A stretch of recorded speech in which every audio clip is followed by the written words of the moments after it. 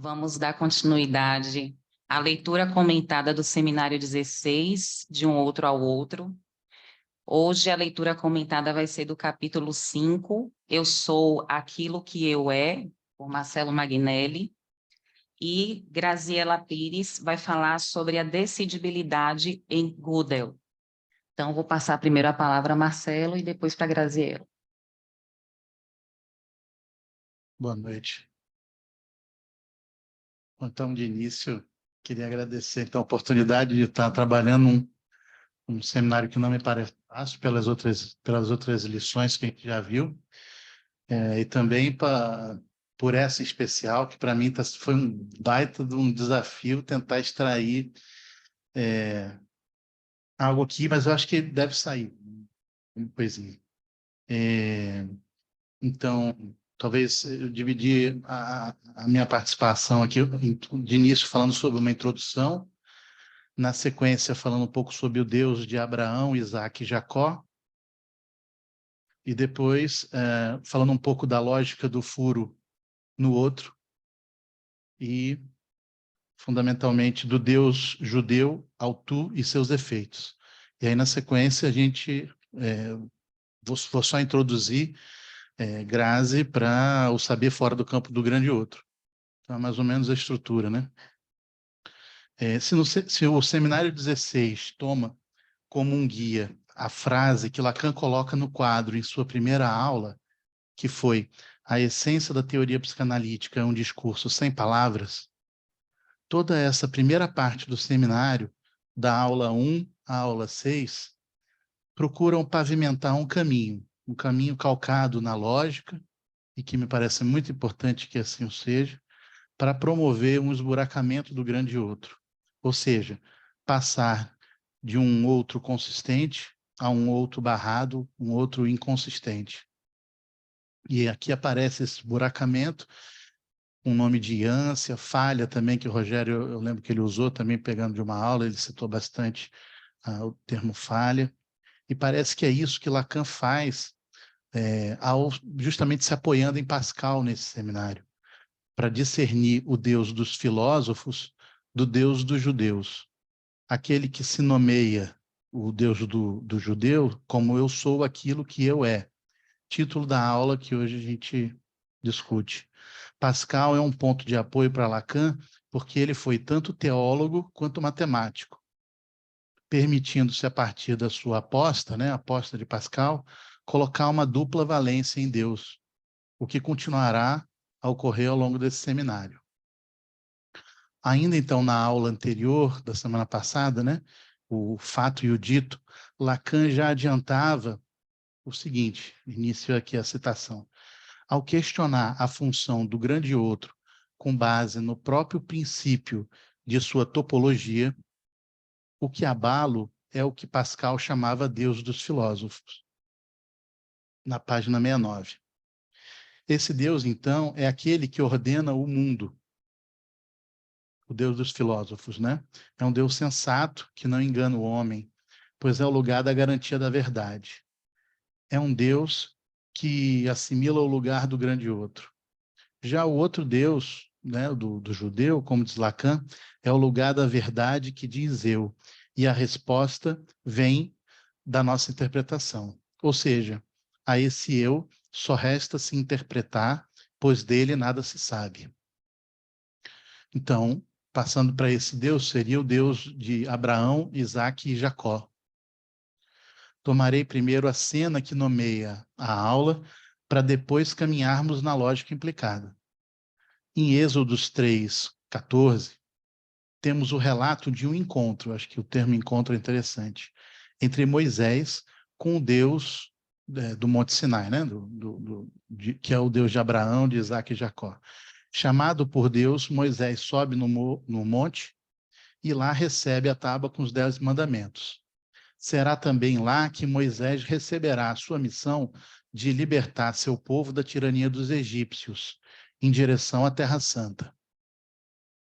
Esse encontro se dá quando Moisés está sozinho, no alto do monte. Vê uma sarça ardente, que essa sarça é uma espécie de arbusto, Inclusive, a internet diz que algumas variações dessa sarça, ela dá um barato, tem um efeito alucinógeno, o que diz um pouco do que se trata, né? Então, essa sarça ardente, né? Que ela é ardente porque ela estava pegando fogo, mas é um fogo que não consumia o arbusto, né? E que do meio de um círculo de fogo é que surge Deus. Moisés não tem coragem de olhar, inclusive, para a face de Deus, baixando a cabeça e apenas escutando sua voz. Após receber sua missão, Moisés pede que Deus revele seu nome. E aí a citação: Eis que eu irei aos filhos de Israel e lhes direi: O Deus de vossos pais enviou-me a vós. Se eles me perguntarem qual é o seu nome, que lhes hei de responder? Deus disse a Moisés: Eu sou aquele que sou. E disse: Assim dirás aos filhos de Israel. Essa versão, obviamente, da Bíblia é uma versão que não condiz com a tradução exata, e é isso que Lacan discute também sobre a questão da tradução da frase, né? E eu mantive porque é essa que a gente acaba tendo acesso se a gente vai à Bíblia. O Ramandil, num livro Os Efeitos da Letra, Lacan, leitor de Joyce, ele retoma o problema da tradução dessa frase, que foi apontada, né, por Lacan, e que ele diz o seguinte, que influenciada pelos gregos, né, essa frase, eu sou aquilo que eu acabou figurando como uma espécie de uma introdução, acabou tendo a introdução do ser, a importância do ser. Eu sou aquilo que eu não era muito importante a questão do ser, na tradução a gente vai ver, mas o que os gregos acabam por fazer é destacando essa importância. E aí eles traduziram como eu sou aquele que sou, eu serei o que serei, terminando por se tornar eu sou aquele que é. Isso contribui para tornar Deus todo-poderoso um ser supremo, cuja característica será a fixidez, é um outro imutável. E que isso, de certo modo, vai permitir que se constitua uma teologia, algo que tem a ver com o saber sobre Deus. E que me parece que na medida em que se coloca o saber sobre Deus, se retira a paixão, né? O que seria da ordem do gozo de Deus. Essa me parece que é a migração que vai acontecendo entre o Deus do eu sou aquilo que eu para o eu sou aquilo que sou.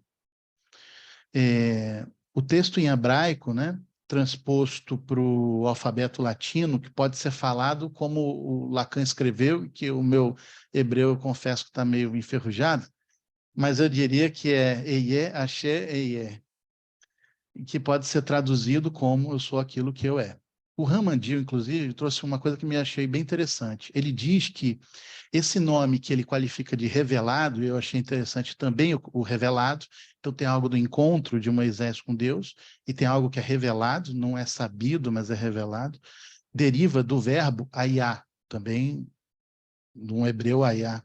E ele vai dizer que é equivalente ao verbo ser, mas é um verbo ser que jamais é conjugado no presente. A forma como Deus revela seu nome na primeira pessoa se faz no tempo inacabado da conjunção. Então, é sempre como se ele mas ele não é bem ele ainda vai ser, porque o serei, na verdade. Então, a frase que ele disse que importa mais a duração do que o estado, é algo como eu serei o que serei.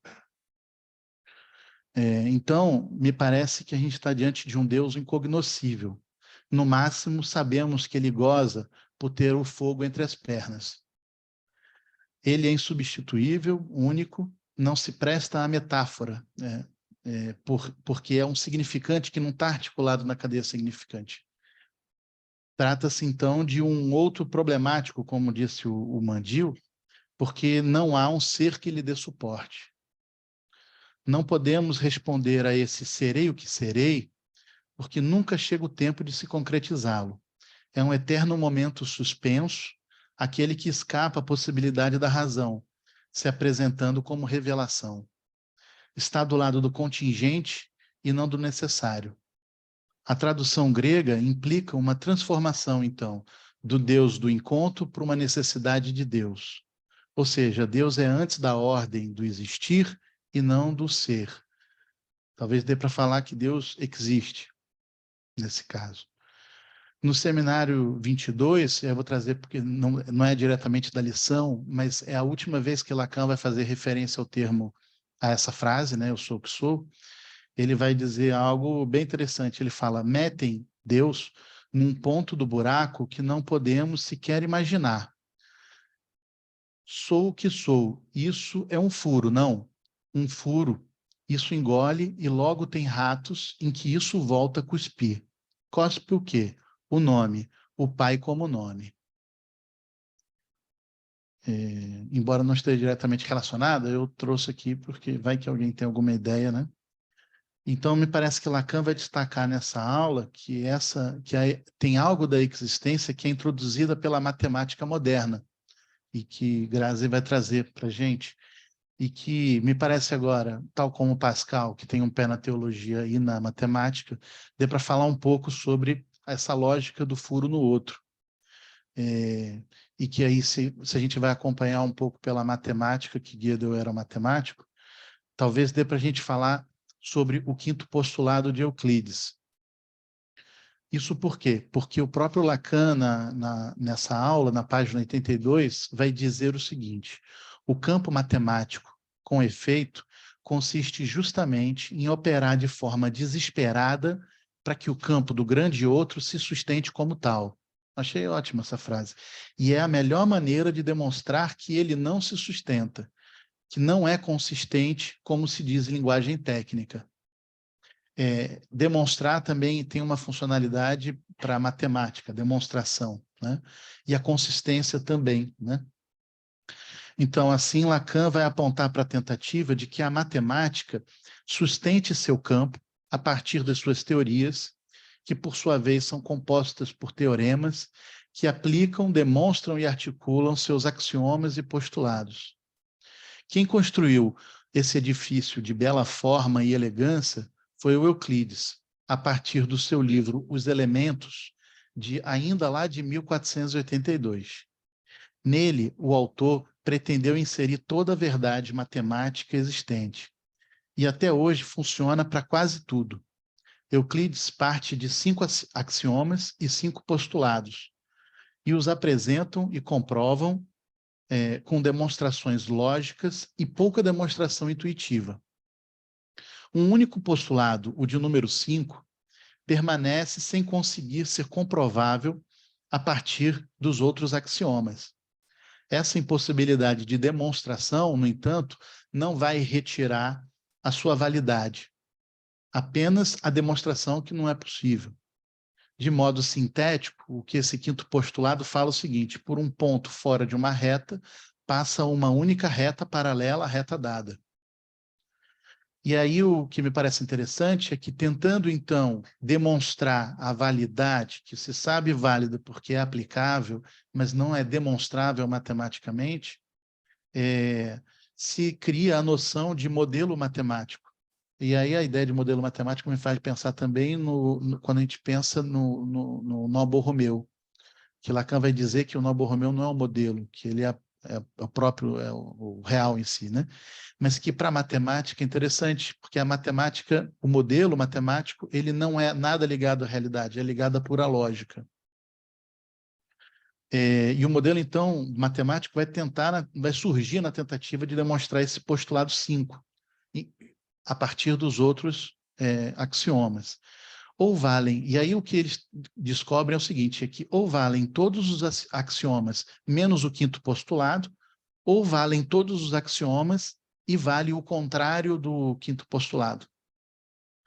Nessa tentativa de demonstração foi que se construiu pela primeira vez a ideia, então, desse modelo. Os modelos criados são geométricos, de uma geometria, e que foram chamados de geometrias não euclidianas, porque foram derivadas a partir disso. Ela pode ser, então, um modelo elíptico ou um modelo hiperbólico. No modelo elíptico, não há nenhuma paralela, né? E no segundo, há um infinito de paralelas em jogo. Nas demonstrações das geometrias euclidianas, há necessidade de realizar uma espécie de um entortamento das retas, para que os ângulos funcionem como postulado. Aqui, inclusive, se abre a possibilidade para a teoria do espaço curvo de Einstein. E justamente um dos expoentes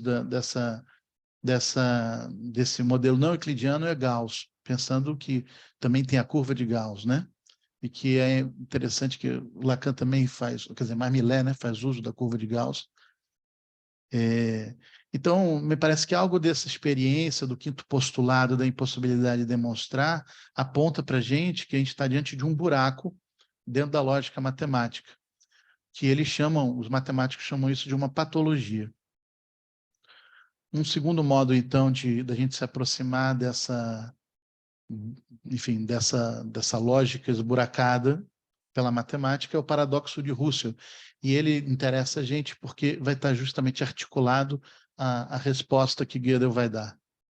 Após Euclides, quem tentou realizar um novo compêndio de toda a matemática moderna foi Whitehead e Bertrand Russell, seu aluno. Em Princípio a Matemática, em 2010, eles procuraram realizar um entrecruzamento. Eu falei... Desculpe, é um pouquinho mais velho, 1910. Procuraram realizar um entrecruzamento da matemática com a filosofia e a lógica. Em 1901, ainda antes de escrever, ele tomou conhecimento do trabalho desenvolvido por Frege nas leis básicas da aritmética. Mas apenas em 1902 ele teve a oportunidade de analisar, já pensando em escrever o Princípio da Matemática, e de fazer esse estudo mais rigoroso. Bom, e aí, no final das contas, ele acaba escrevendo uma carta para Frege para poder dizer, olha, tem alguma coisa aqui que não me parece consistente no que você está falando.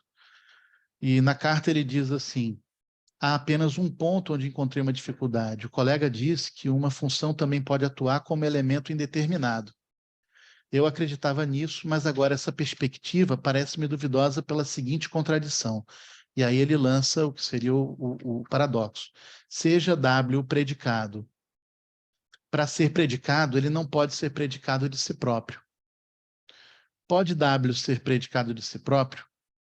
E a ideia básica que está contida aí é que nothing contains everything, ou seja, nada contém tudo, sinteticamente. Não existe um conjunto de todos os conjuntos que contenham esse conjunto. O paradoxo de Russell é melhor entendido através do paradoxo do barbeiro.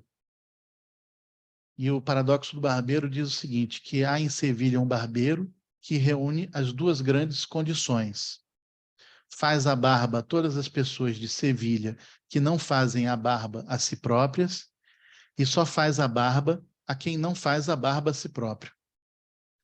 Então, aí, claro que não adianta a gente tentar se desdobrar muito, mas só extrair mais, apresentar a ideia e extrair, que é o seguinte, a pergunta é, o barbeiro faz a própria barba ou não? E daí a gente entra num paradoxo, porque se ele fizer a barba dele mesmo, ele não vai poder fazer a barba dele mesmo. Por quê? Senão ele viola uma das condições, que é a condição 2. E se ele não fizer a barba dele, então ele tem que fazer a barba dele, porque essa é a condição 1. Então ele entra num paradoxo lógico.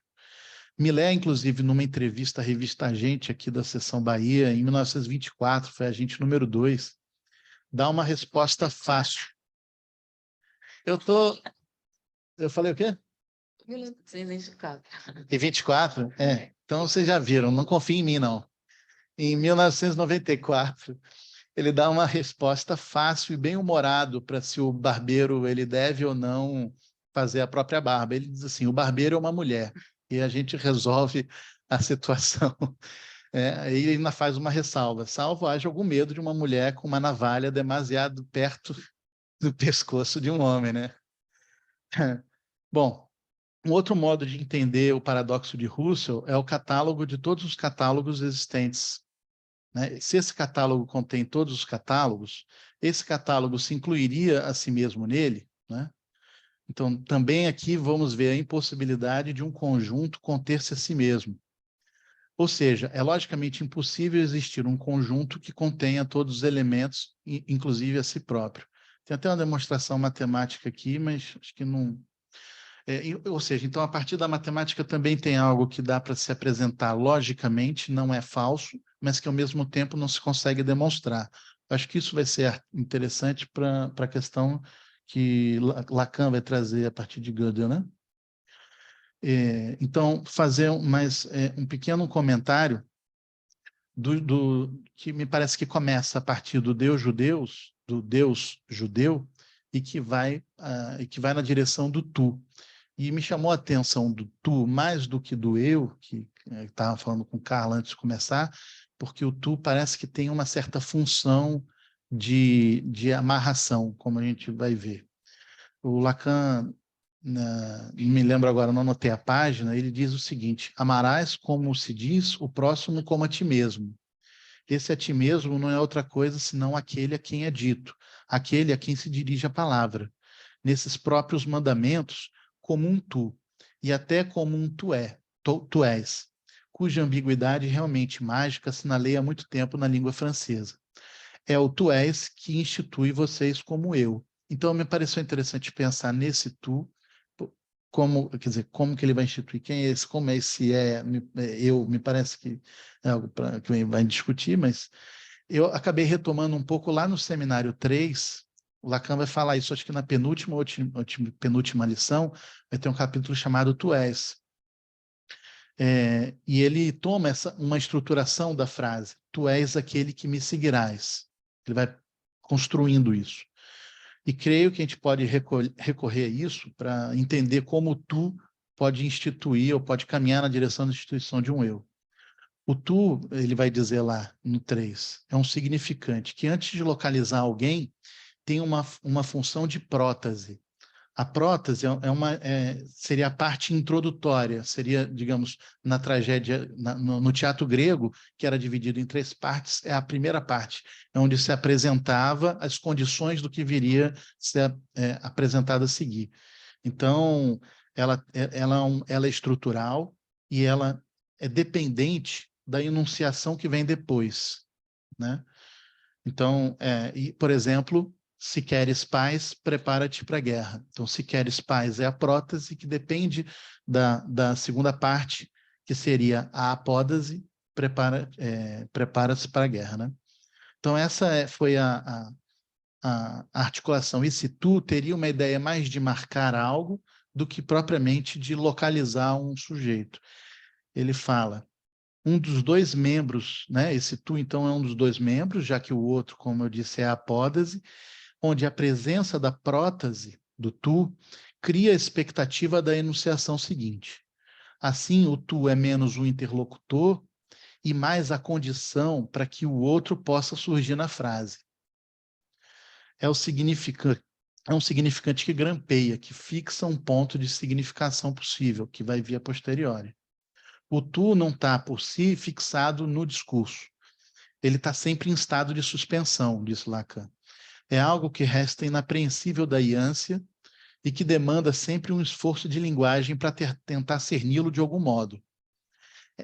Tem que ter essa apódase para tentar fixá-lo de alguma maneira. É necessário, diz ele, então, nesse momento, que venha o ser, o tu és, para que se subjetive o tu. E é isso que nos diz Lacan, com o verbo ser tem uma função copulativa. Ele estabelece uma relação entre o sujeito e o predicado. Para se ter uma relação com o tu, é preciso que o tu responda, tu és aquele que eu sou, estabelecendo uma sintonia com o seu desejo. O desejo do outro guia o do sujeito. E aqui, nesse momento, me parece que a gente está numa relação especular, que é imaginária, de dimensão imaginária. Na psicose, digamos, vamos estar estacionados nesse modo de se constituir. É o que permite que o psicótico diga a partir do seu duplo, tu és aquele que me mata. Que, inclusive, dá para se perceber algo de uma reversibilidade imaginária se pensar no termo em francês, que também não é muito bom, que seria assim, tu és celui qui me tue. Então, fica algo, um tu, né? Tem algo, então, nessa montagem que tem um tu, mas que aponta muito mais para uma reversibilidade imaginária. precisa se produzir algo em cima disso.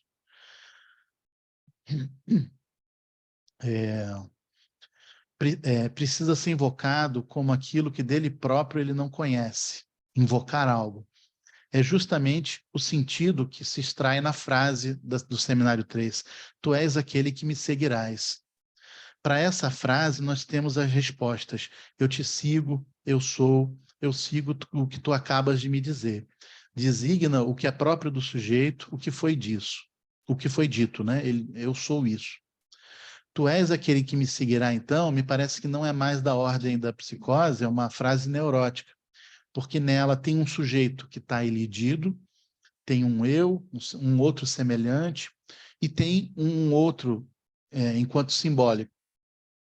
É um mandado, o que implica na presença do outro alguma coisa de desenvolvido que supõe a presença. Eu acho que a presença, no termo, justamente uma presença como aquilo que está para além do que é o sujeito ali junto, né?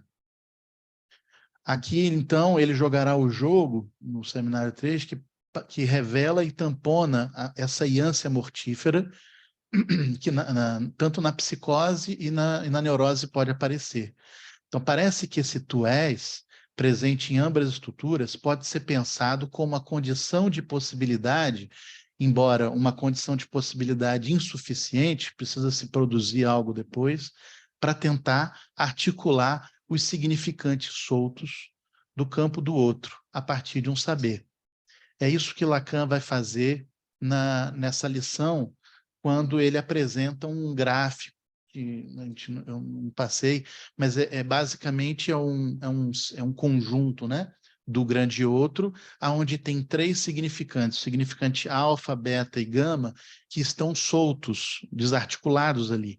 E ele depois busca 3 linhas em que conectam esses significantes fora do campo do outro, dentro de um conjunto externo chamado S2, que é o campo do saber. E esse campo do saber, ele é relacionado, embaixo ele tem justamente um tu. Então, foi pensando nisso que me chamou a atenção, de como é que a gente pode pensar a importância do tu para a construção de, digamos assim, de um saber, de uma certa articulação do que antes estaria desarticulado em termos significantes. Bom, então, para encerrar, me parece que é importante a gente pensar o saber fora do campo do grande outro.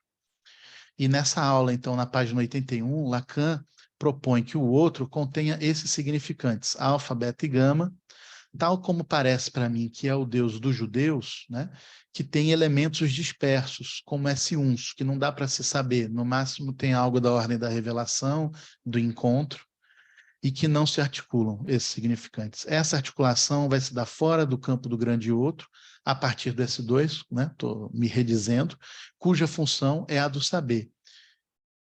Então, acho que agora a Grazi pode trazer um pouco um trabalho muito bacana, acho que deu uma boa discussão no cartel, e que tem uma passagenzinha que é interessante, tem eu não estou com...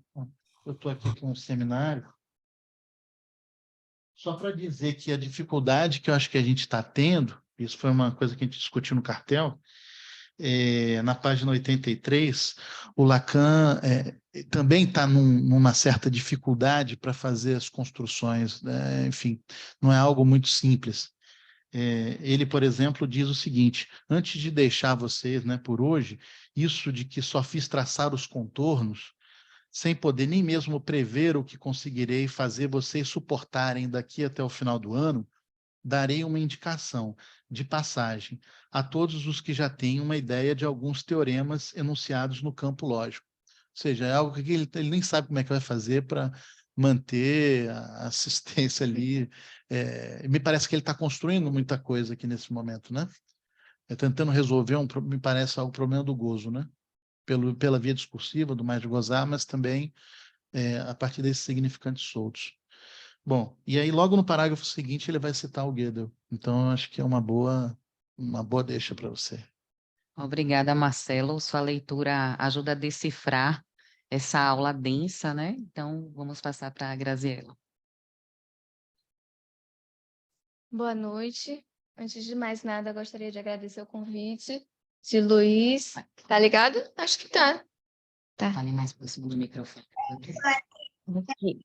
Agradecer a Luiz Felipe Monteiro e a Marcela Antelo pelo convite. E vamos lá, né? Tentar traçar alguns contornos. Espero não me atrapalhar com as datas. Vamos ao que interessa. Gödel, o Teorema da Decidibilidade e Lacan. Articulações a partir do Seminário 16, de um outro ao outro. Lacan citará Gödel, um lógico matemático, em 2 momentos do Seminário 16. No capítulo 5, Eu sou aquele que eu é, e no capítulo 6, Por uma prática lógica da psicanálise. Gödel também aparecerá em outros momentos pontuais no ensino de Lacan.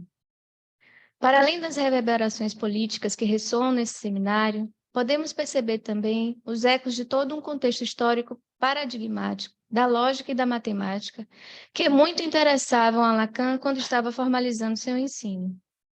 Na aula 5, Lacan começa a enunciar a inconsistência do grande outro, como também do discurso e para isso, convoca os saberes de Gödel que, em seu artigo sobre proposições formalmente indecidíveis no princípio da matemática, que foi o texto de Rousseau que Marcelo citou anteriormente, e sistemas relacionais 1. Isso foi em 1931, e é interessante falar que, nesse momento, ele tinha exatos 25 anos de idade. Ele era conhecido por ser o Infante Terrível. Era mais ou menos isso que ele fez várias artes aí nesse período.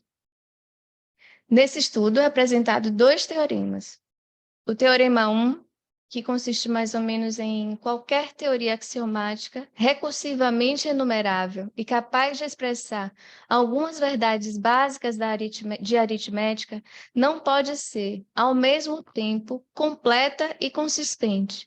Ou seja, em uma teoria consistente, sempre há proposições que não podem ser demonstradas, nem verdadeiras, nem falsas. E o teorema 2, uma teoria recursivamente enumerável e capaz de expressar verdades básicas da aritmética e alguns enunciados da teoria de prova, pode provar sua própria consistência se e somente se for inconsistente. Isso é típico de aula de matemática, né? Vamos lá. Na aula 6, Lacan nos diz a respeito disso.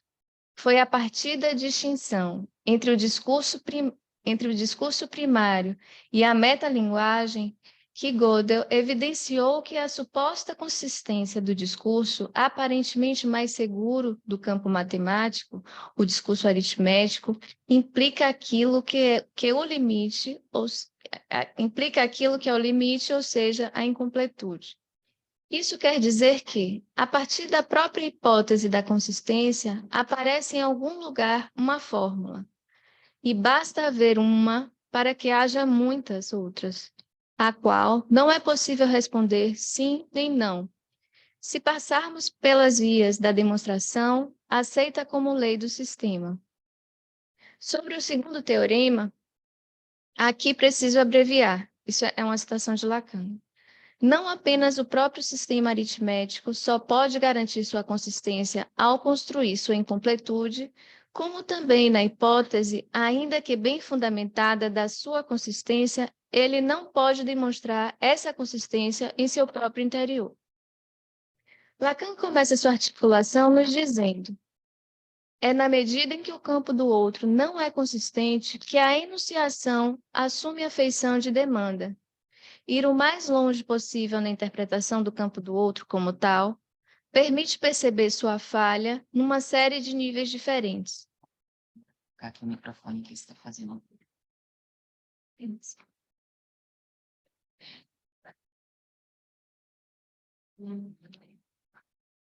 É grande a surpresa quando descobrimos que falta a completude, que não podemos dizer que, seja o que for que se inicia neles, deve ser demonstrado, ou então demonstrado que não.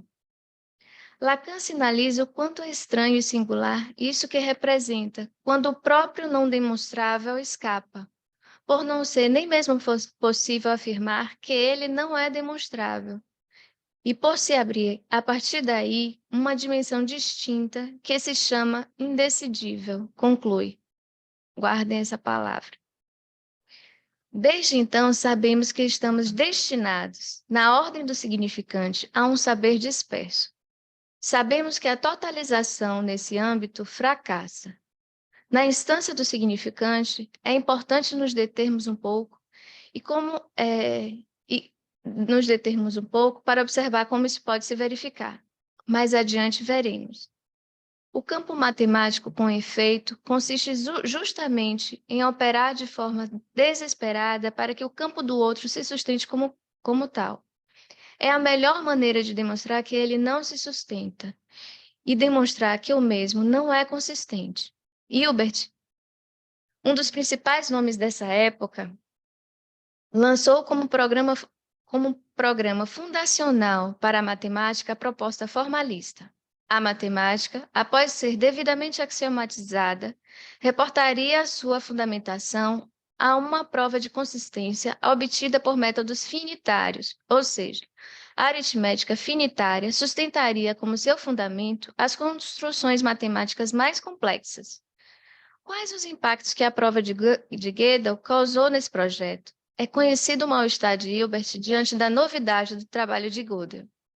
Ele ficou ridicularizado, comenta Millet em A Lógica do Sintoma.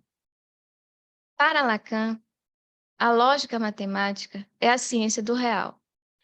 Essas articulações lógicas permitem apreender o que significa o impossível.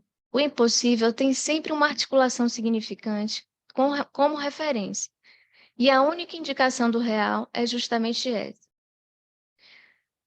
Sobre enunciados indecidíveis. No seminário 24, Lacan vai dizer sobre Gödel: o que há de sólido em um enunciado é que ele demonstra que há algo de indecidível, e que esse indecidível é da ordem do mental, do sólido, e que resulta do fato da mente ser tecida de palavras, e que há equívocos sempre possíveis. Daí meu enunciado, diz Lacan, do real não há senão o impossível. Isso posto, é importante notar que, nesse momento, algo da formalização do significante caminha para uma lógica enodada a isso que escapa, que faz furo, que se apresenta como folha ou como impossível de todo dizer, como falha, ou como impossível de todo dizer ou representar, como folhas ao vento, né? Sobre a estrutura do significante e sua lógica. Ainda no capítulo 5, Lacan nos orienta. O significante é o que representa um sujeito para um outro significante. Ele trará uma metáfora indicando que, para falar sobre o que é o sujeito, o termo exigido que delimitará o que estará reunido no que seria o sujeito, estaria forçosamente situado fora dessa totalidade. Pensando no que é uma folha em branco, é fora da página em branco que estará o S2. Esse outro significante que intervém quando enuncio que o significante é o que representa um sujeito para um outro significante. O que é possível dizer sobre qualquer coisa que se enuncie deverá partir desse fenômeno, que é demonstrável como interno a toda enunciação.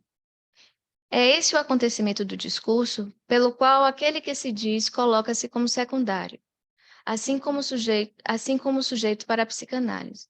Esse sujeito gramatical, portanto, não passa do lugar em que alguma coisa vem representar-se.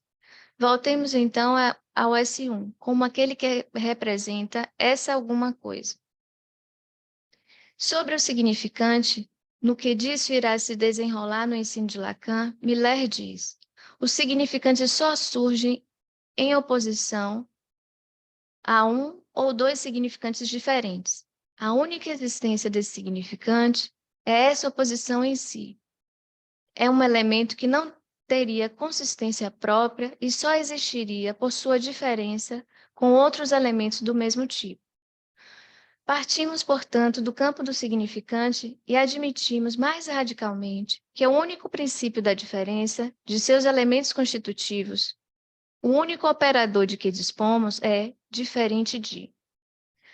Podemos também considerá-lo como o único predicado disponível. É um predicado binário, pois para funcionar em nossa lógica, é necessário um termo anterior e um posterior. X é diferente de Y. Isso está em Matemas 2, na lógica do significante. Não é possível definir um todo no campo do significante, a não ser com a condição de que um significante não esteja nele. A princípio, observa-se a estrutura da exceção como essencial no campo do significante. Isso ajuda a nos localizar em relação ao dito de Lacan, finalmente reduzir a psicanálise à teoria dos conjuntos. Diz Lacan: para todo conjunto, há pelo menos um elemento que não faz parte dele. Isso basta para escrever a derrubada do ideal do todo absoluto. Podemos pensar, então, que qualquer que seja o conjunto de significantes que for delimitado, sempre faltará pelo menos um. Lacan se diverte comentando esse esquema, ora com um, ora a mais, ora com um a mais, ora com a falta de um. Mas a estrutura básica continua a mesma, nos lembra Millet. Se o inconsciente escapa, não é porque seja de natureza diversa daquilo que o paciente vem dizer por associação livre. Aqui, a escrita elementar que Lacan propôs da cadeia significante adquire todo o seu valor. S1, S2. Há um deles que não podemos colocar em nossas mãos ao mesmo tempo que o outro. Isso não impede, me lembrou Lavoisier, né, que dois corpos não ocupam o mesmo lugar no mesmo tempo. Há um deles que não podemos colocar em nossas mãos ao mesmo tempo que o outro. Isso não impede que ambos sejamos inscritos da mesma forma e só se diferenciam pelo seu índice. O próprio Lacan levou anos para chegar a essa escrita, para perceber que poderia abreviar o que chamava de discurso e reproduzir em miniatura todos os seus paradoxos a partir de S1, S2. Logo, o mínimo do significante é 2. Pois o significante só se postula contrapondo-se. Não se pode refletir sobre um significante. Você sempre tem que refletir sobre pelo menos 2. Esse 1 e esse 2 é, de fato, a síntese do que Lacan, da lógica do significante, a síntese de Lacan da lógica do significante, a de que o significante representa um sujeito para outro significante. Voltando ao seminário e ao ponto que nos interessa, que é a inconsistência do grande outro, já familiarizados com o teorema da incompletude, me leva a nos dizer, em uma leitura do seminário do livro 16, de um outro ao outro, que encontramos aqui o que conhecemos do texto Subversão do Sujeito, no qual Lacan isola não a inconsistência do outro, mas sua incompletude sobre a forma de uma falta no outro, cuja escritura ele propõe como S de abarrado. Esse termo ali está para proteger o outro de sua inconsistência. É como se fosse valorizado apenas a incompletude do outro em detrimento da sua inconsistência. Esse S de abarrado é formulado a partir da definição do significante, a qual Lacan chegará. Um significante é o que representa um sujeito para outro significante. O que disso ressoa? Depois da demonstração de Gödel para as linguagens formalizadas Depois da demonstração de Gödel para as linguagens formalizadas do teorema da incompletude e da inconsistência, temos aqui uma espécie de inspiração que sustenta esse de um outro ao outro. Uma inspiração que faz metáfora dos teoremas de Gödel. Lacan desloca suas conclusões para poder afirmar que a consistência da verdade não pode ser garantida em nenhum lugar no outro. Esse outro grande outro, né? O sujeito em busca da consistência da verdade, que não encontra em si mesmo, fracassará também em encontrá-la no outro. Alguns pontos importantes a se pensar. A lógica do não todo implica na matematização lógica do significante como causa da incompletude, inconsistência e castração do outro. S de abarrado como escritura de uma falta, Lacan faz uma referência ao fato do significante não significar nada, por não ser idêntico a si mesmo. Sobre a incompletude, lembremos que os dois lados das fórmulas da sexuação são divididos de acordo com o teorema de Gödel. Isso a gente pode, Nieves também cita isso em Sexuação em Questão. Do lado esquerdo, o lado macho, há consistência, porém incompletude, pois esse universal consistente é alcançado deixando de fora aqueles elementos que introduziriam contradições. Do lado direito, o lado fêmeo, ao contrário, a completude é alcançada às custas da inconsistência. Todo esse percurso foi feito para que nos situássemos de toda a importância desse teorema para o ensino de Lacan e para a clínica. A partir dele é possível articular o não há relação sexual. Algo escapa e não se completa. É nessa impossibilidade de ser dita que a relação sexual não se escreve e que a fantasia fundamental é montada como resposta ao real. Sobre o indecidível, que lhes falei logo no início das minhas considerações, vale destacar que decidi é uma escolha. Pensando sobre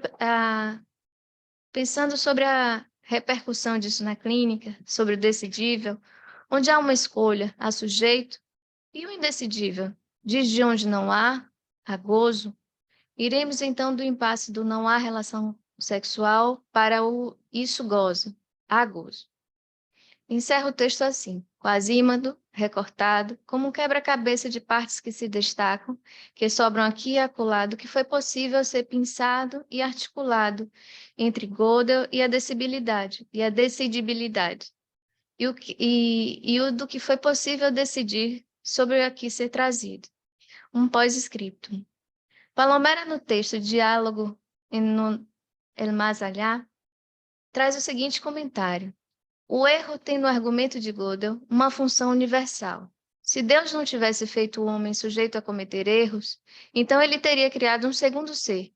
O erro é uma propriedade inerente ao ser humano. Sem ela, não haveria respostas para a pergunta: o que sou eu? Só não tolos erram. É isso.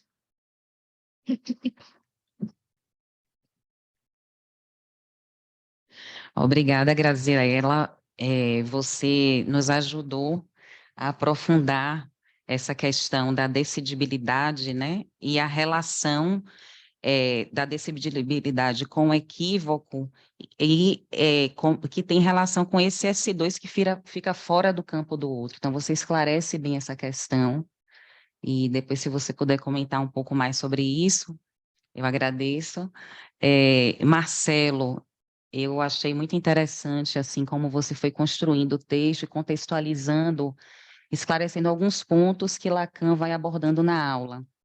E especialmente um ponto, foi um ponto que me tocou, que a gente estava conversando antes, a respeito do eu sou aquilo que eu é, e você traz a partir do tu. E agora eu dei mais uma volta em torno disso, e eu fiquei pensando se esse eu não é o que está aí, num primeiro momento, que dá suporte ao furo. Porque no capítulo seguinte, ele vai falar sobre o eu como aquilo que dá suporte à fantasia.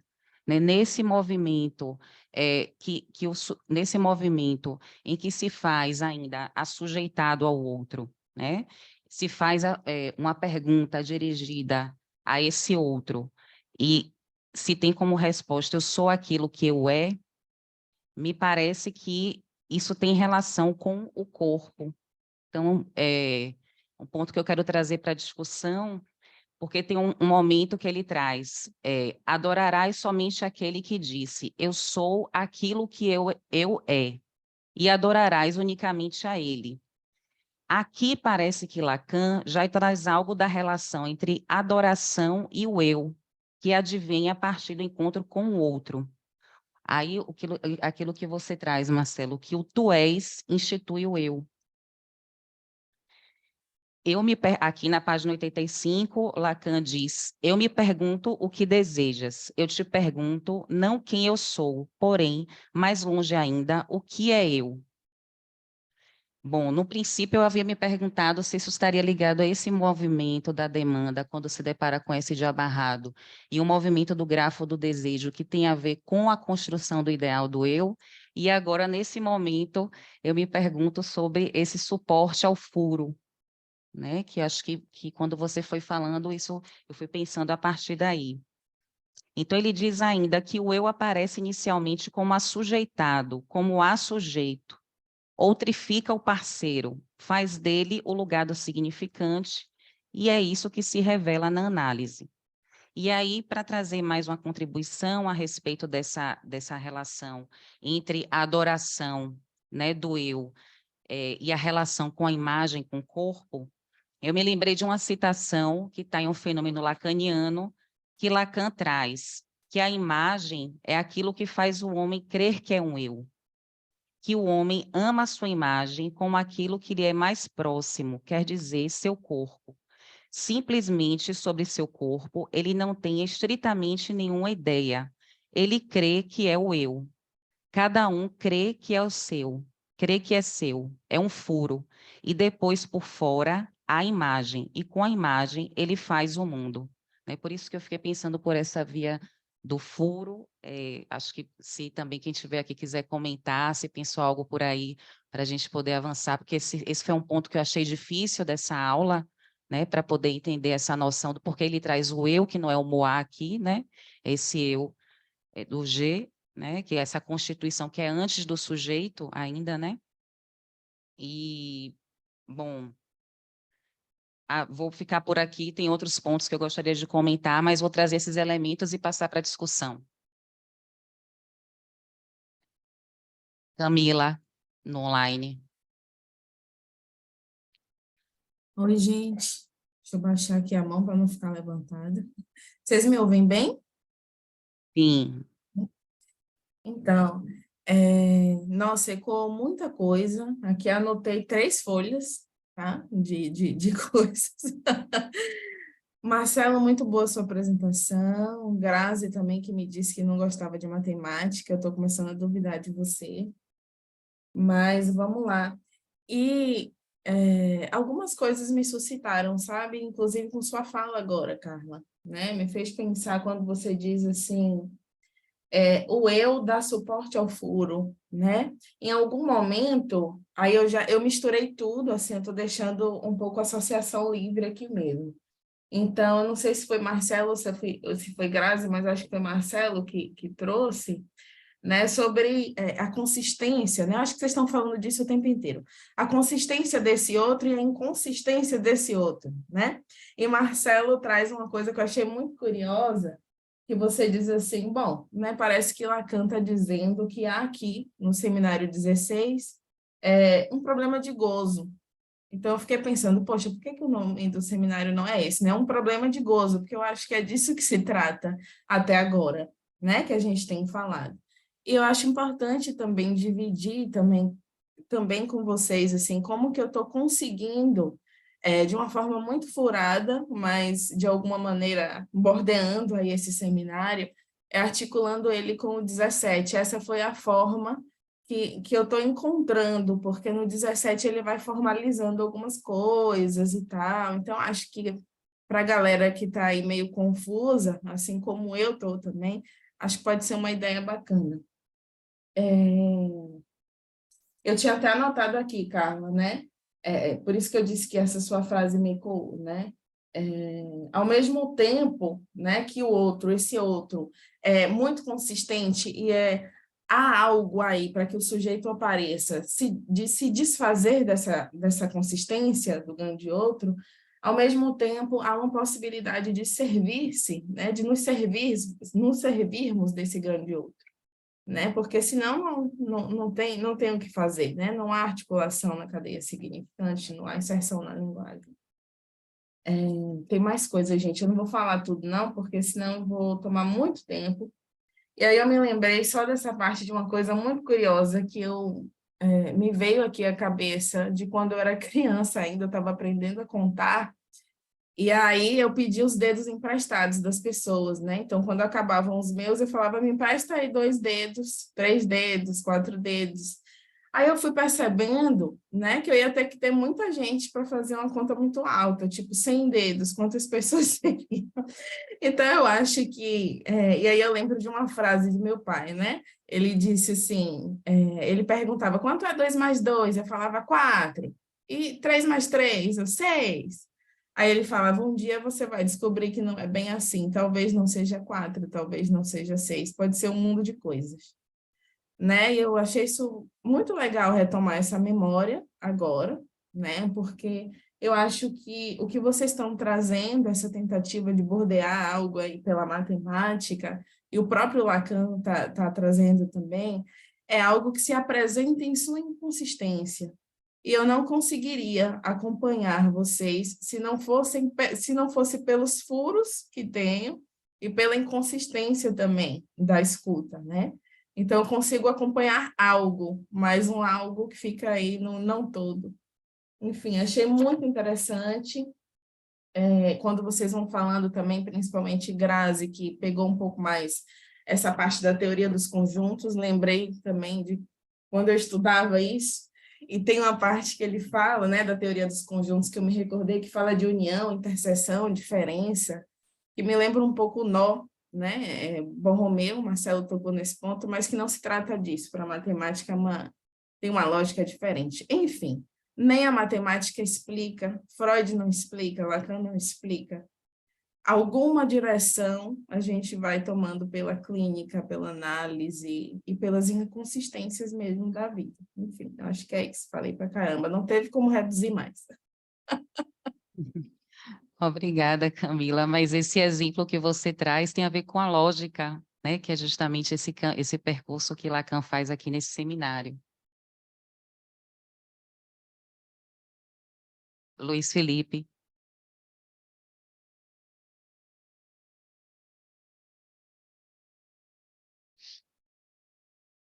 Então, gente, boa noite. Primeiro, eu queria agradecer a fala de Marcelo, de Grazi, contribuição assim muito bacana assim para uma aula particularmente árida assim, né, do texto. Eu queria comentar algo que me pareceu assim central assim e que foi onde Marcelo se dedicou, sobretudo no comentário, né, Marcelo? Qual é a natureza desse tu, né? E você sabe que eu me lembrei, quando você estava citando, né, a referência da aula do seminário 3, do tu é aquele que me seguirá, o tu é aquele que me seguirás, dessa função que Lacan até comenta algumas aulas antes no seminário 3, da invocação, do apelo.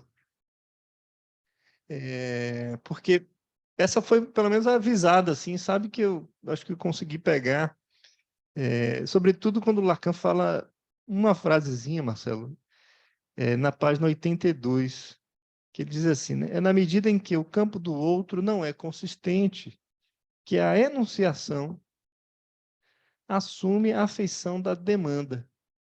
Essa frasezinha eu acho que diz muito do que eu acho que ele está tentando colocar em jogo aí. De primeiro, esse outro, ele não só é inconsistente, incompleto, como ele não é encarnado, né? Ele comenta isso, inclusive, no momento da aula, assim, né? Que o objetivo dele ali, nessa investigação do campo todo, é fazer uma desencarnação desse outro, não só para associá-lo à lógica, à matemática, ao discurso, mas eu acho que é isso que mais vai ficando para mim, de que é na enunciação, é algo no dizer que constitui a demanda, e esse ato da enunciação, esse ato de demandar, constitui esse outro que é inconsistente, constitui como um artifício, né? Constitui como a invocação de um tu, invoca a partir de um buraco, a partir de um vazio, para fazer um certo arranjo,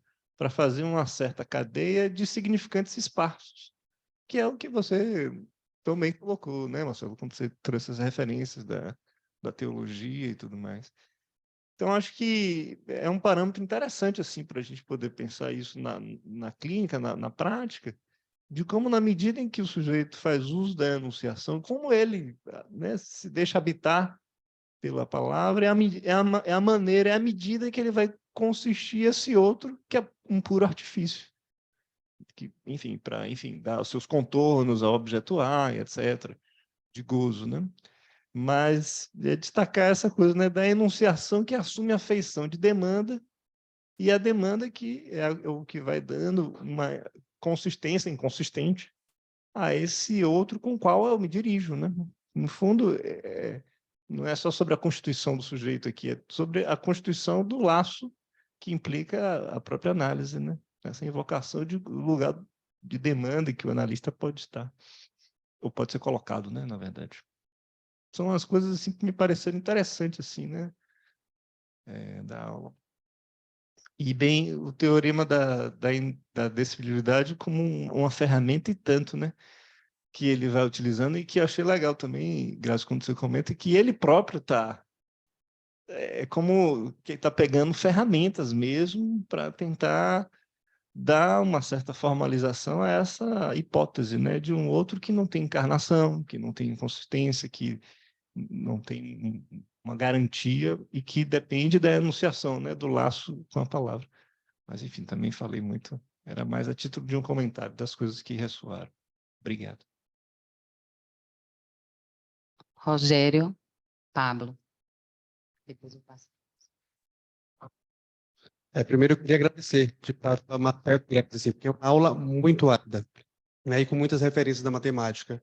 E me parece que vocês conseguiram pegar o fio, né, que é o que o Lacan está tentando falar da inconsistência do outro a partir da matemática. É por onde ele está trabalhando isso, né, ainda pensando em inconsistência do outro. Agora, eu queria falar a partir de uma reverberação do que Camila comentou, que eu fiquei viajando aqui também, porque a gente fez um certo percurso de pegar o 16, depois de ter pegado o 17. Né? E eu fiquei, Carla, como você também, com essa questão do eu sou aquilo que eu é e o tu és, como que isso se articula aí? E fiquei pensando a partir do 17 no seguinte: quando a gente pega os discursos, né, a fórmula dos discursos, tem um campo do um e um campo do outro. E, de alguma forma, na primeira parte, especialmente no discurso do mestre, a gente tem a fórmula de identificação, onde tem um sujeito barrado sobre a barra e tem o S1 que o representa, ou que serve de uma posição de agente, né? Eu fiquei pensando se esse não seria um primeiro tu. Esse S1 que serve a alguma coisa ali como um índice de um sujeito, né? Que depois se vincula ao S2, que aí estaria na folha em branco, né? Mas, obviamente, aqui já é uma viagem, eu já estou viajando a partir do 17 também. Mas trago isso enfim, se vocês concordam, o que é que vocês pensam também a partir daí. Que haveria uma dupla inscrição, né, dessa alteridade. Um tu e depois numa outra folha. Pablo.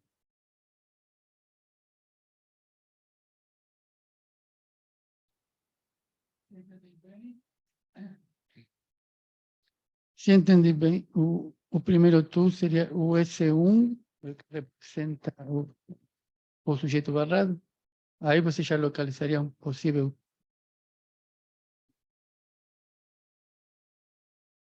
Não consigo pensar, mas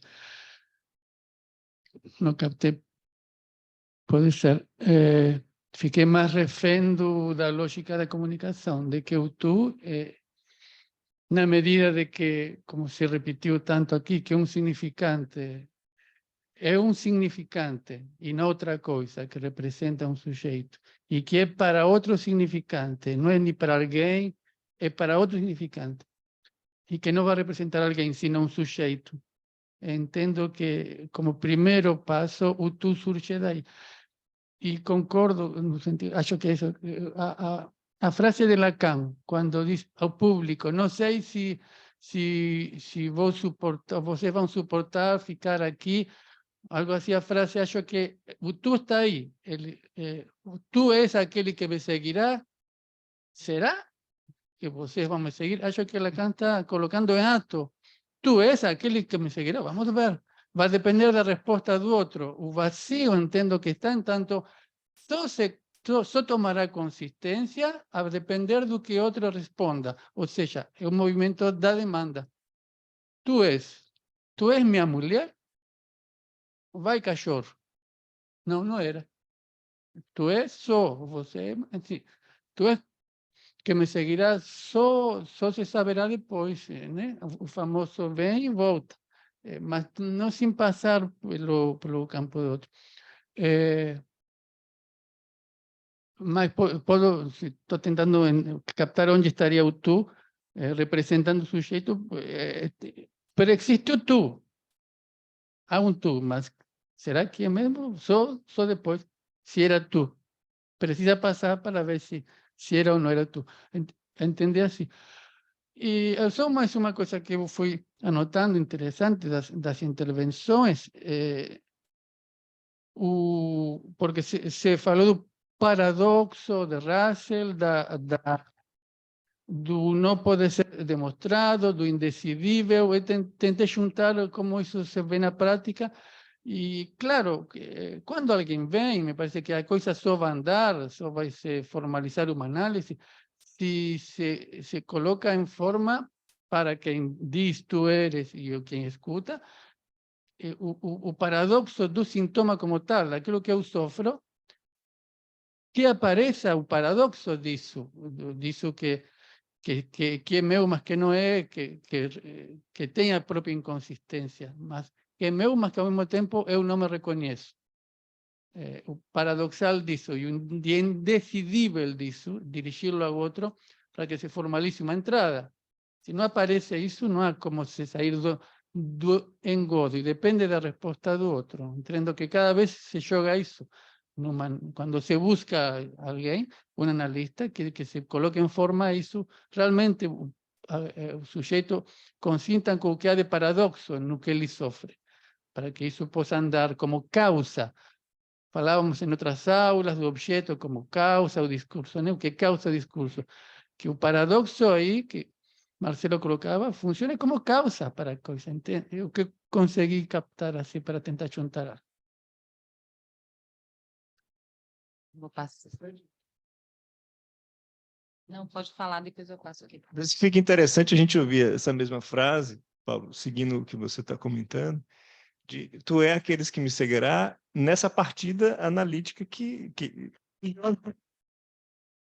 E aí, para fazermos algumas voltas em torno do próprio título do seminário, se a gente pensa o analista como a alteridade, é de um outro maiúsculo que tem um sentido, que está inscrito em alguma cadeia significante, a um outro reduzido a um objeto A, o assemblante de objeto A, né? E de como numa partida analítica que vai durar, né, que pode durar muito tempo, há que fazer essa certa passagem que, no fundo, é a inconsistência, seja do outro que o analista pode estar em função e do próprio outro, da vida do sujeito, né? Mas sempre a partir da partida analítica que se joga, né? Da aposta, né? Que vamos falar em alguns momentos aí depois. Bom, vou passar aqui a Marcelo e a Graziela.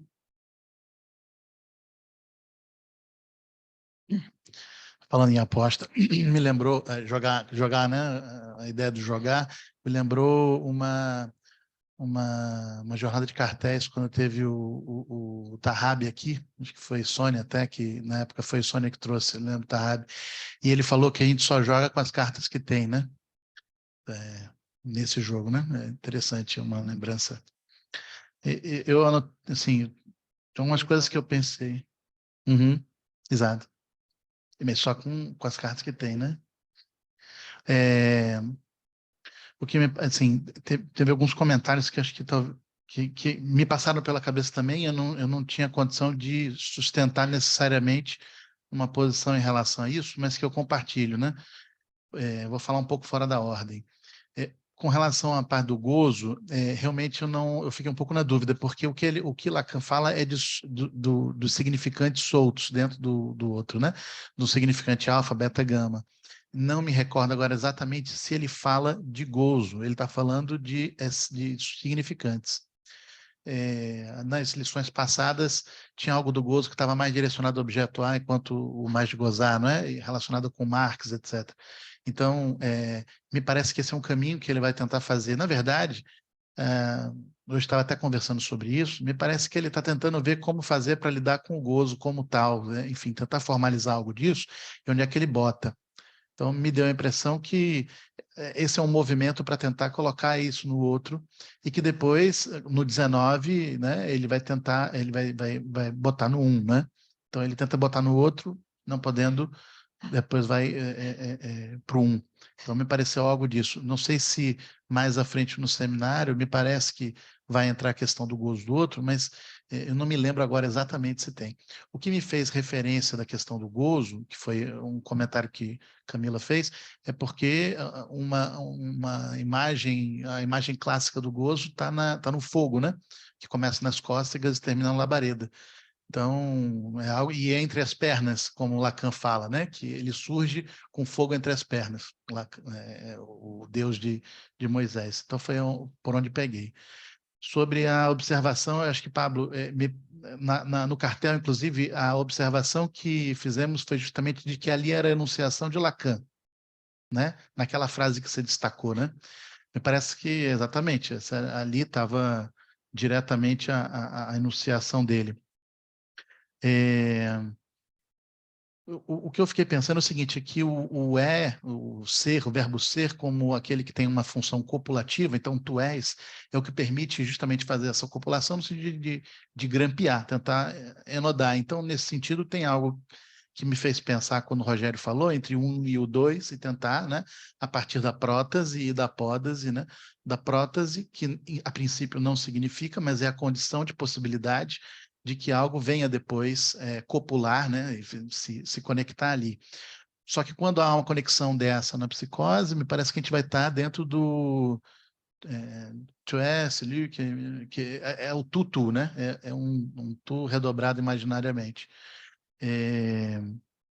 Então, eu fiquei pensando assim, entre esse S1 e o S barrado, ou se entre o S1 e o S2, por exemplo, e na necessidade desse verbo ser para poder fazer o grampeamento, né? E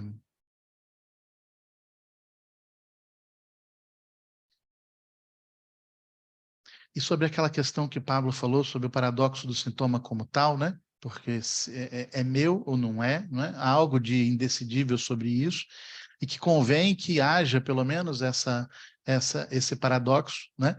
E aí me lembrou, sabe o quê? Quando, na apresentação do argumento do Ana Paul, Sérgio de Matos, na primeira sessão dele de análise, ele falou que sabia sobre o desejo da mãe, ele falou, bom, então, você finir, né? Não tem o que fazer, então, e aí pode reabrir. Então, essa passagem me fez lembrar disso. E sobre o Luiz, com a natureza do tu, então, eu acho que eu fiquei pensando nisso, se poderia se aproximar desse S1, que em si não significa nada, a não ser que entre numa articulação. Bom, é isso. Por aí. Ah, e tinha um comentário que você fez ainda sobre a questão da fantasia, porque me parece que no grafo do desejo, no movimento de retorno no segundo andar, quando passa do desejo do grande outro, né, e que se passa a fazer se desfiar a demanda, a impressão que me parece é que a gente vai chegar no outro ponto, que é justamente o do eu, e que tem uma função de grampo, porque nessa aula ele apresenta o grafo do desejo em que tem eu. Né? No ponto de chegada do outro lado, ele tem eu, fica difícil falar assim, mas que também, fundamentalmente no grafo, ele coloca ali uma tema da fantasia, né? Do fantasma. Então, me deu essa impressão, justamente, de que aquilo que pode fazer um recobrimento, e aí, seguindo o fluxo de setas, esse movimento de retorno pode ou subir para o S de abarrado, para o próprio furo, para algo desse indecidível, né? De que bate e sobe ou para o S de abarrado, ou, por outro lado, desce para o pequeno S do grande outro, que é o significado do grande outro, que me parecia, isso a gente discutiu no final da reunião passada do cartel, que tem um efeito sintomático, né? Que são os ditos do outro, né? E que marcaria algo, enfim, para tentar localizar algo do sujeito. Então, ficaria sempre indecidido entre o pequeno S do grande outro e o S de abarrado. Então, algo parece aí indecidível, e o que fixa, que tenta petrificar, como uma solução para um eu articulado numa tema da fantasia.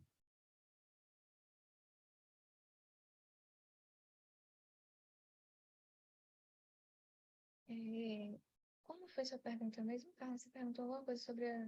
Sobre a questão do equívoco, se você pudesse esclarecer, mas se você quiser, primeiro eu passo Pode ser. aqui depois.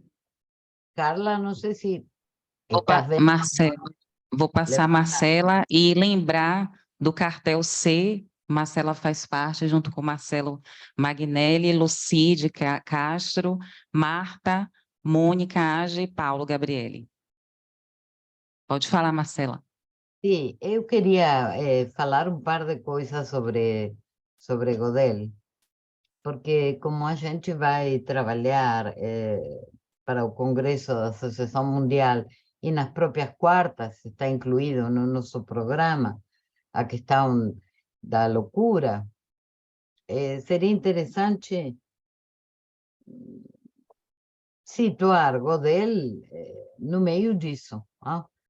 Godel passou muito mal na vida, em muitas ocasiões, além de ter uns delírios hipocondríacos muito sérios, ficou completamente paranoico ao longo da vida, morreu bastante jovem, morreu com 29 quilos, porque em algum momento decidiu não se alimentar mais.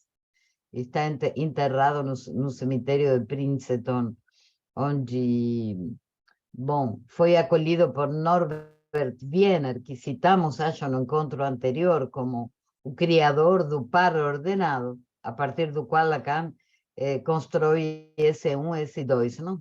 Wiener também como pai da cibernética, Lacan o cita também no Seminário 2. Mas a importância que Lacan dá a Godel é enorme, e muitos comentadores hoje em dia pensam que o que Lacan produz ao esvaziar o sujeito e poder coincidir o sujeito da ciência com o sujeito da psicanálise é equivalente ao golpe que Godel dá na matemática. Porque é como se Godel furasse a matemática nos próprios princípios matemáticos, introduzindo o que é indecidível, introduzindo o que é inconsistente. Então é um verdadeiro ato que Godel practica em relação à matemática. A própria crise dos fundamentos matemáticos. Palomera, que foi citado aí por Grassi, diz que o fato de Lacan ter reduzido a psicanálise a teoria dos conjuntos, ou de apostar na lógica matemática como único real possível, digamos assim, faz de Lacan o equivalente de Godel. Então isso me parece interessante até para retomar algo que se disse, que Mena conversou no último encontro, e que eu não sei se estou de acordo com isso, no sentido de atribuir a Lacan certo idealismo. Não me lembro que Mena pensou, haveria um primeiro Lacan mais idealista e outro materialista, materialista. Mas a ideia de Lacan é que a psicanálise só é possível a partir da ciência moderna. E o próprio desse sujeito da ciência moderna seria este esvaziamento que Godel formaliza na matemática e Lacan vai formalizar no nosso campo, não? Ou seja, a eliminação de qualquer simbolismo do seu. Parece que quando Godel traz a incompletude, teve outros matemáticos que acharam que aí, nesse lugar, conseguiriam situar Deus. E o próprio Godel, que se sabe que escreveu muitíssimas cartas durante anos e anos, a interlocutora privilegiada de Godel, que era a própria mãe de Godel. Então, a ideia é que não poder suturar o sujeito da ciência faz equivaler o sujeito da ciência ao sujeito da psicanálise. E tem esta citação que é de subversão do sujeito, que tem a ver um pouco com a pergunta que trouxe Marcelo, Rogério, Camila, e que para Godel é um nome da incompletude e o erro também. Gödel pensa que não há humano sem erro. Eso mesmo deixava ele bastante paranoico, ¿no? O erro. Pensaba que podría ser envenenado, funcionaba como João Gilberto, que se supone que no abre a porta cuando alguien leva comida para ele se alimentar, levava comida para ele se alimentar. Então, Palomera, nesse texto citado, que trabalha a relação de Gödel com a mãe dele, diz que a pergunta quem sou eu, que sou eu, melhor, que sou eu, não quem, a resposta de Lacan é o menos um. É o que falta nesse mar de nomes próprios, que é o grande outro, que passa a ser incompleto porque falta justamente o que chegaria a nomear o que sou eu. E está essa citação que é fabulosa e que introduz o gozo, que essa me parece que é o que Camila estava chamando, não? E a citação vou lê-la rapidamente. Que sou eu? Se pergunta Lacan, não? Sou no lugar desde onde se vocifera que o universo é um defeito na pureza do não ser. Essa frase é de Paul Valéry que Lacan toma como própria, mas então podemos traduzir defeito por erro, não? E isto Foi nessa não lição? sem razão. Como? Foi nessa lição? Não, está Ah, na subversão do sujeito, que é quando versão. Lacan está terminando de dar a volta toda ao grafo e a todas estas coisas que estamos conversando, não? Então, Tá. e isto não é sem razão. Que o universo seja um defeito na pureza do não ser, pois de se conservar esse lugar, faria languidecer o próprio ser, que é isso que acontece, que vamos ver que acontece no seminário, é o languidecimento do próprio ser. E como se chama esse languidecimento? Se chama gozo, e é aquilo cuja falta faria vão o universo. Então, justamente, é o gozo que seria o nome do erro godeliano, certo?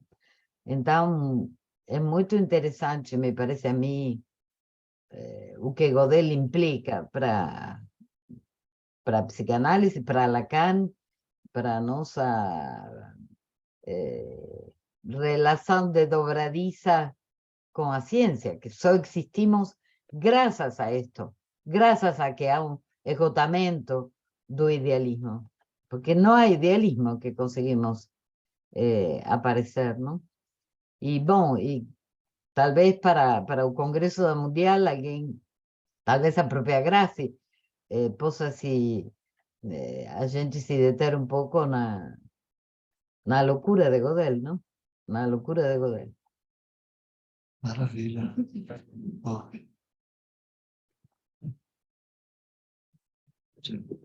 Muito bom, Marcela. Vou passar para a Grazi, que quer fazer alguns comentários. Então, acho que essa questão do erro, do equívoco, da falha, foi algo que perseguiu não só o Gödel, como a mim, durante como pensar, como organizar, né? E poder transmitir algo daí. Mas me chamou muita atenção isso do erro, que não aparece, né? No dito, isso é enunciado no postulado, ou mesmo como ele vai construindo, é disso que se trata o tempo inteiro, né? E mesmo quando ele derruba o que havia da matemática até então, postulado com Hilbert e a matemática euclidiana e tal, quando ele levanta esses teoremas, não é para que a matemática se desapareça, é constatar algo que não é completo, né? Eu achei interessante que quando Camila trouxe a contagem com os pais, né, que são números naturais, achei tão interessante lembrar disso, números naturais. E o que não é um número natural, né? Toda aquela loucura que aparece depois. O teorema de Gödel é sobre isso. Não existem só números naturais, tem outros números. Então, se tiver um conjunto só com números naturais, ele não tá completo, ele não é consistente. Então, é exatamente isso. Não são só coisas simples, são milhões de outras coisas que existem que existe entre... Me faltou aqui qual seria a palavra, né? Se é alguém falou? No universo, digo. Isso, no universo. A pureza Exato. Que pudesse, como é que se diz? Sustentar, né? Então, vai ter, que seja completo e compacto. Então, vai ter sempre um equívoco, vai ter sempre uma falha, né? E mesmo no S1 e no S2, no final das contas, vai ficar um, né? Não sem o outro, mas é mais um. E mais um não, né? O um. menos, Então, menos um. menos. Vou Ontem, passar a Célia, que está com a mão levantada. só uma coisa pequena. Ontem contávamos que Godel emigró, ¿no? Na perseguição nazista nos anos 40, teve que emigrar a Estados Unidos, Célia. E ele decidiu demonstrar, para a admissão dele como cidadão, que havia uma inconsistência na Constituição americana, que seria como pode-se fabricar um líder de direita, um fascista, com uma Constituição tão humanista. Então, ele queria demonstrar que havia uma falha na Constituição americana. E aí Einstein disse, você está maluco, porque você não vai conseguir a cidadania se você se dedica a furar a Constituição americana, certo? Ele furou a Constituição americana e foi cidadão, não saiu nunca mais de Princeton, ficou aí e conseguiu a cidadania. Bom, Célia. Bom, me animou a entrar na discussão aqui. Eu achei interessante, Marcela, retomar essa questão da loucura de Gödel, né? Que andava pelos jardins de Princeton conversando com as árvores, né? Tem uma biografia dela muito interessante, eu não lembro agora o nome, mas está em minha casa, posso depois olhar. E ele só admitia que o médico fosse ver ele se Einstein fosse junto, né? Ele era muito amigo de Einstein. E só comia se Einstein fosse lá, né? Então, acho interessante retomar. Mas essa questão da incompletude, da inconsistência, também lembrar que nos sintomas contemporâneos existe um outro aí que é incompleto, mas que é consistente, e que isso vai levar a toda uma problemática. Eu acho que a fala de Marcela me estimulou a trazer esses dois pontos. Obrigada, Célia. Então, Pablo, e depois vou passar aqui aos comentários do chat.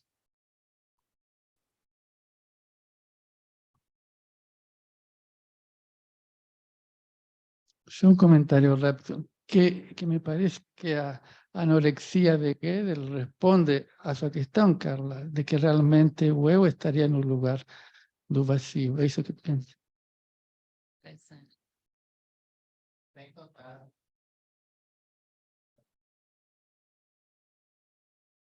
Os comentários. Vamos passar aqui aos comentários.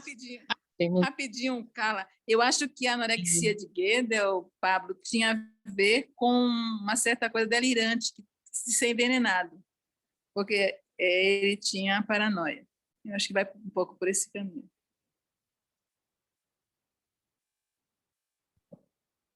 Temos alguns comentários aqui no chat, muitas parabenizações à mesa, e um comentário de Matheus Souza, em que ele diz o seguinte: a matemática foi talvez o último reduto onde sobreviveu uma ideia de completude.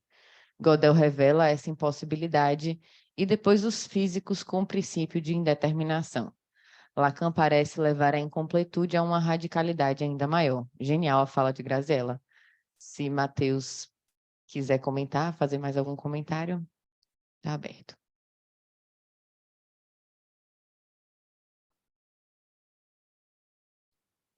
Bom, então acho que já a discussão foi muito boa, né? Parabenizar mais uma vez a Marcela, a Graziella, pelas apresentações, agradecer a vocês pela discussão e até a semana que vem, então.